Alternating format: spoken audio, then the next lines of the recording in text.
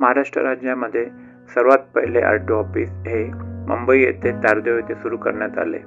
हे ऑफिस ब्रिटिशकालीन काळापासून सुरू आहे. आज महाराष्ट्रामध्ये 58 RTO ऑफिसेस कार्यरत आहेत.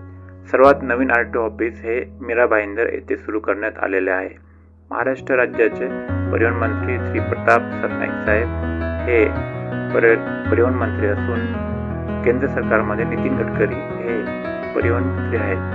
महाराष्ट्र राज्यामध्ये 58 RTO ऑफिसच्या अनुषंगाने कारभार करण्यात येतो.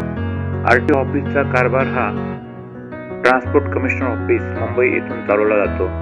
ट्रान्सपोर्ट कमिशनर ऑफिस मुंबई यांच्या खाली 24 RTO ऑफिसेस व 34 डेप्युटी RTO ऑफिसेस राज्यभरात पसरलेले आहेत. त्यांच्या मार्फत सर्व कारभार हा केला जातो.